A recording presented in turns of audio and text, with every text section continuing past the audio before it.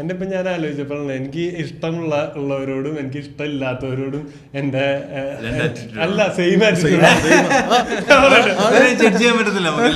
അതായത് എനിക്ക് ഏറ്റവും ഇഷ്ടമുള്ളവരെ ഞാൻ നന്നായി കളിയാക്കും, എനിക്ക് ഏറ്റവും ദേഷ്യമുള്ളവരെ ഞാൻ നല്ല കളിയാക്കും.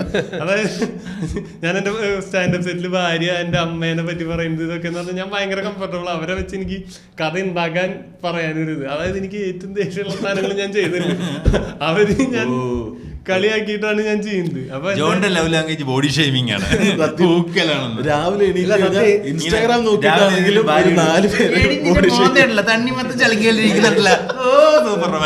പിന്നെന്താ ഞാൻ ഇത് ഇപ്പൊ ഇത് പറഞ്ഞിട്ടുണ്ട്, സുപ്രീം കോടതി ഇത് പറഞ്ഞിട്ടുണ്ട്. അതായത് ഭർതൃഗ്രഹത്തിൽ ഭാര്യ ബോഡി ഷെയിം ചെയ്യുന്നത് ഇതാ. ഇത് നീ എങ്ങനെ അറിഞ്ഞു? എനിക്ക് ഫോർവേഡ് ചെയ്ത് വന്നു. ഫോർവേഡ് ചെയ്ത് കൊടുത്തു.